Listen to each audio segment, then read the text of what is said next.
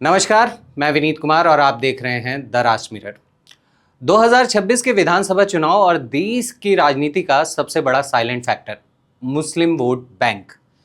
केरल, असम और पश्चिम बंगाल, इन तीनों राज्यों में मुस्लिम आबादी करीब 27 से 35% के बीच है, यानी हर तीसरा वोटर मुस्लिम है। ऐसे में सवाल सिर्फ चुनाव का नहीं है, सवाल है कि क्या इन राज्यों में मुस्लिम राजनीति अलग धुरी बनाकर खड़ी होगी या फिर बीजेपी की राष्ट्रवादी राजनीति इस ध्रुवीकरण को तोड़ देगी। जम्मू कश्मीर के बाद सबसे ज्यादा मुस्लिम वोटर्स इन्हीं तीन राज्यों में हैं। असम में करीब 34 से 35%, बंगाल में लगभग 30% और केरल में 27%। ऐसे में स्वाभाविक है कि मुस्लिम आधार वाले दल भी अपनी सियासी जमीन मजबूत करने की कोशिश करते नजर आए। लेकिन असली सवाल यह है, क्या मुस्लिम वोट इस बार बटेगा, और अगर बटा तो इसका फायदा किस पार्टी को होगा? अगर मुस्लिम वोट एक मुश्त रहा तो क्या होगा, और अगर वह खेमों में बट गया तो क्या 2026 बीजेपी के लिए सुनहरा मौका बन सकता है? तो चलिए आज इसी पे बात करते हैं और सबसे पहले बात करते हैं असम की।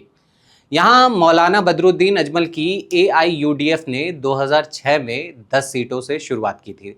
2011 में 18 और 2016 में यह सीटें घटकर 13 हो गई थी।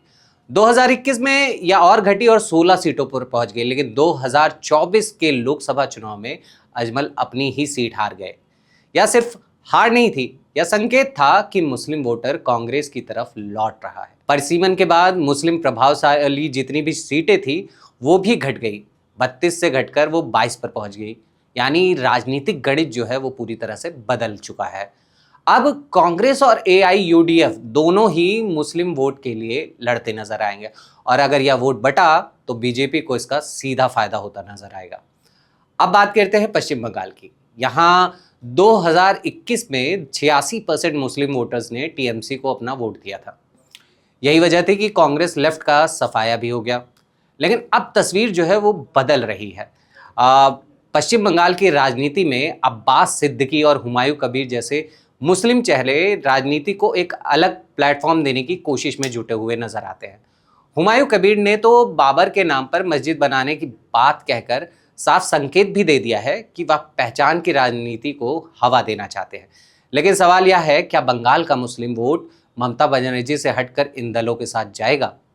अगर वोट 3 हिस्सों में बटा तो बीजेपी के लिए 2026 का रास्ता आसान हो सकता है, क्योंकि बीजेपी का हिंदू वोट बैंक पहले से मजबूत है, बस उसे एकजुट रखना है। अब बात करते हैं केरल की। यहाँ इंडियन यूनियन मुस्लिम लीग दशकों से मुस्लिम राजनीति का केंद्र रही है। कांग्रेस के साथ गठबंधन होने के कारण मुस्लिम वोट का बिखराव कम होता है। 140 में से 32 मुस्लिम विधायक हैं, जिनमें 15 IUML से हैं। मल्लपुरम जैसे जिले पूरी तरह इनके गढ़ हैं। लेकिन केरल में भी बीजेपी लगातार हिंदू वोट को समेकित करने और विकास राष्ट्रवाद की राजनीति को आगे बढ़ाने में जुटी हुई है। अगर मुस्लिम वोट कांग्रेस IUML तक सीमित रहता है और हिंदू वोट एकजुट हो जाता है तो केरल में भी समीकरण बदल सकते हैं। अब बड़ी तस्वीर देखिए। तीनों राज्यों में मुस्लिम आबादी 27 से 35% है, लेकिन 65 से 70% आबादी गैर मुस्लिम है। अगर यह बहुमत एकजुट हुआ तो क्या होगा? यही बीजेपी की रणनीति का केंद्र है कि ध्रुवीकरण नहीं करने देना है, बल्कि राष्ट्रवाद, विकास, सुरक्षा के एजेंडे पर बहुसंख्यक वोट को समेट देना है।